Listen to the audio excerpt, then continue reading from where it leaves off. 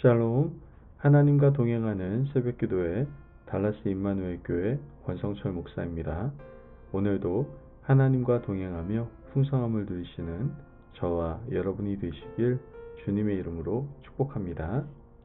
오늘 말씀은 히브리서 2장 1절에서 18절까지의 말씀입니다. 그러므로 우리는 들은 것에 더욱 유념함으로 우리가 흘러 떠내려가지 않도록 함이 마땅하니라. 천사들을 통하여 하신 말씀이 견고하게 되어 모든 범죄함과 순종하지 아니함이 공정한 보응을 받았거든 우리가 이같이 큰 구원을 등한히 여기면 어찌 그 보응을 피하리요. 이 구원은 처음에 주로 말씀하신 바요 들은 자들이 우리에게 확증한 바니 하나님도 표적들과 기사들과 여러 가지 능력과 및 자기의 뜻을 따라 성령이 나누어 주신 것으로서 그들과 함께 증언하셨느니라. 하나님이 우리가 말하는 바 장차 올 세상을 천사들에게 복종하게 하심이 아니니라. 그러나 누구인가가 어디에서 증언하여 이르되 사람이 무엇이기에 주께서 그를 생각하시며 인자가 무엇이기에 주께서 그를 돌보시나이까. 그를 잠시 동안 첨사보다 못하게 하시며 영광과 존귀로 관을 씌우시며 만물을 그 발 아래에 복종하게 하셨느니라 하였으니 만물로 그에게 복종하게 하셨은즉 복종하지 않은 것이 하나도 없어야 하겠으나 지금 우리가 만물이 아직 그에게 복종하고 있는 것을 보지 못하고 오직 우리가 천사들보다 잠시 동안 못하게 하심을 입은 자 곧 죽음의 고난 받으심으로 말미암아 영광과 존귀로 관을 쓰신 예수를 보니 이를 행하심은 하나님의 은혜로 말미암아 모든 사람을 위하여 죽음을 맛보려 하심이라. 그러므로 만물이 그를 위하여 또한 그로 말미암은 이가 많은 아들들을 이끌어 영광에 들어가게 하시는 일에 그들의 구원의 창시자를 고난을 통하여 온전하게 하심이 합당하도다. 거룩하게 하시는 이와 거룩하게 함을 입은 자들이 다 한 근원에서 난지라. 그러므로 형제라 부르시기를 부끄러워하지 아니하시고 이르시되 내가 주의 이름을 내 형제들에게 선포하고 내가 주를 교회 중에서 찬송하리라 하셨으며 또다시 내가 그를 의지하리라 하시고 또다시 볼지어다 나와 및 하나님께서 내게 주신 자녀라 하셨으니 자녀들은 혈과 육에 속하였음에 그도 또한 같은 모양으로 혈과 육을 함께 지니심은 죽음을 통하여 죽음의 세력을 잡은 자 곧 마귀를 멸하시며 또 죽기를 무서워함으로 한평생 매여 종노릇하는 모든 자들을 놓아주려 하심이니 이는 확실히 천사들을 붙들어 주려 하심이 아니요 오직 아브라함의 자손을 붙들어 주려 하심이라. 그러므로 그가 범사의 형제들과 같이 되심이 마땅하도다. 이는 하나님의 일에 자비하고 신실한 대제사장이 되어 백성의 죄를 속량하려 하심이라.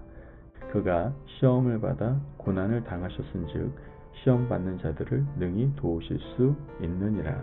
아멘. 하나님의 말씀입니다. 여러분, 사람마다 인생관이 다릅니다. 이 세상에 존재하는 많은 사람들은 자기 방식으로 살아가기 때문에 다양한 인생관이 존재할 수밖에 없습니다. 그중 대표적인 두 가지가 있는데 첫 번째 부류의 인생관을 가진 사람들은 흘러가는 대로 사는 사람들입니다. 크게 분쟁하지 않고 다투지 않고 다수의 사람이 이렇게 하자 하면 이렇게 하고 저렇게 하자 하면 저렇게 하며 살아가게 되죠. 반면 또 다른 부류의 사람들은 꼼꼼하게 따져보고 자기 주장을 합니다.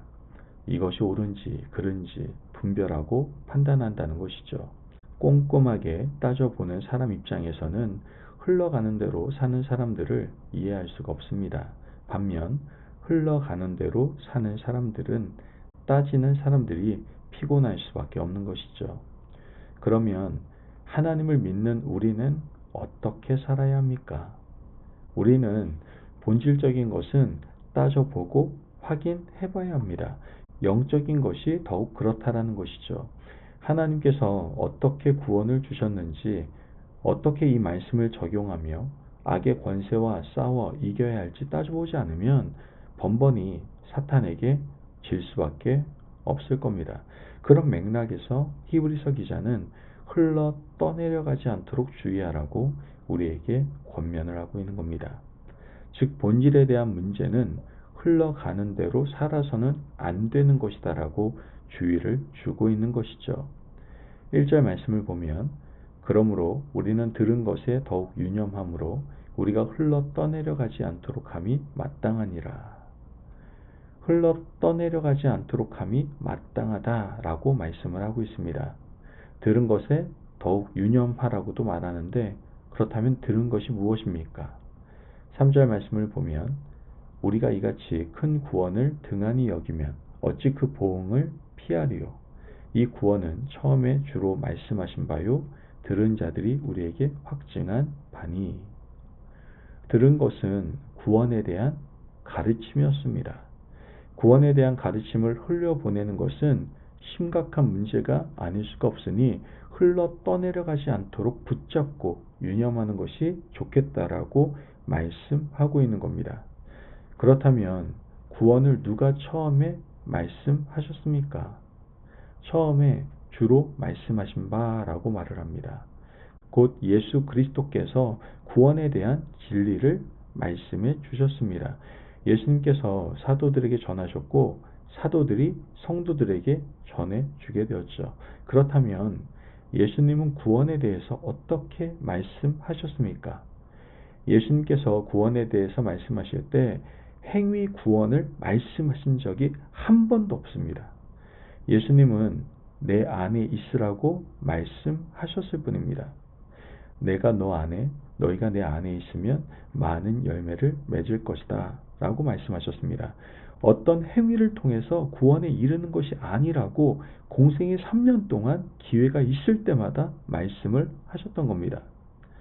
과부와 바리새인이 헌금을 했죠. 바리새인은 엄청난 금액을 헌금했고 과부는 2렙돈을 드렸습니다. 예수님께서 이 모습을 보시고 과부가 자신의 생활비 전부를 드렸으니 훨씬 더 많이 드렸다고 과부의 헌금을 칭찬해 주셨습니다. 사람들은 함께 하려고 하지 않는 세리와 창기와 함께 먹고 마시고 그들과도 잘 지내셨습니다. 삭개오의 집에 들어가셔서 하룻밤을 유하시고 오늘 구원이 너에게 임하셨다고 선포하셨습니다. 행위로 따지면 바리새인, 서기관, 유대 율법학자들을 따를 자가 없었지만 그들은 회칠한 무덤이라고 주님은 그들을 책망하셨습니다. 왜입니까? 그들이 하나님 안에 있지 않았기 때문입니다. 오늘 우리가 구원을 생각할 때마다 예수님께서 가르치신 것을 꼭 기억해야 될 이유는 사람들은 본성상 어떤 행위를 통하여 구원의 여부를 확인받으려는 악한 습성을 가지고 있기 때문입니다.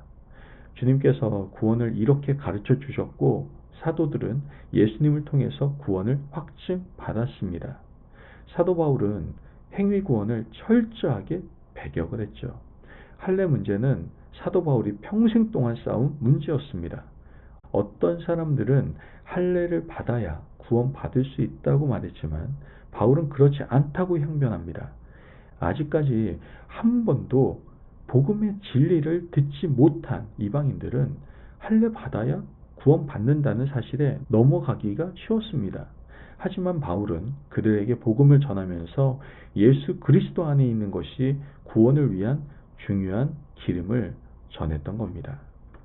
히브리서 기자가 구원에 대한 말씀을 성도들에게 확인하는 이유는 당시 교회에 행위 구원의 쓴뿌리가 넓게 퍼져 있었기 때문입니다. 어떤 행위를 해야 구원받을 수 있다고 가르친 사람들이 너무나도 많았던 것이죠. 히브리서를 받는 사람들 중에는 개종한 유대인들이 있었는데 그들은 할례 언약에 심취한 사람들이었습니다. 할례가 곧 구원이고 아브라함의 혈통을 받은 것이 구원이라고 믿는 사람들이 많았다라는 것이죠. 히브리서 기자는 그것은 잘못된 구원관이라 가르치고 있는 겁니다. 예수님 안에 있기만 하면 구원받고 그 구원은 성령을 통하여 우리에게 확증된다고 한 번 더 설명을 하고 있습니다. 4절 말씀을 보면 하나님도 표적들과 기사들과 여러 가지 능력 및 자기 뜻을 따라 성령이 나누어 주신 것으로서 그들과 함께 증언하셨느니라. 예수 그리스도 안에 있기만 하면 성령이 우리와 함께 하시고 우리가 구원받은 것을 확실하게 증언해 주심을 오늘 이 말씀에서 한 번 더 확인해 주고 있습니다.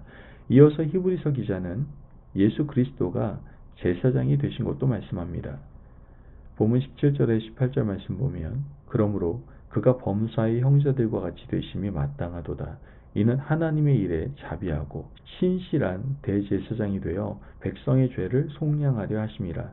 그가 시험을 받아 고난을 당하셨은즉 시험 받는 자들을 능히 도우실 수 있느니라. 예수님이 대제사장이 되셨다는 말은 우리가 예수님 앞에 나아가면 구원받을 수 있다라는 뜻인 겁니다. 과거 출애굽 시절에 문설주와 임방에 피를 바르고 그 안에 있기만 하면 생명을 건진 사람들처럼 대제사장 되신 예수 그리스도 안에 있기만 하면 우리는 구원받는 백성이 될 수가 있습니다. 이것을 유념하지 않고 꼼꼼히 따져보지 않으면 행위 구원이라는 거대한 흐름에 떠내려 갈 것이니 너희는 들은 것에 더욱 유념하여 떠내려가지 않도록 주의하라고 말씀하고 있는 겁니다. 여러분, 오늘 이 말씀이 우리에게 주는 교훈이 무엇입니까?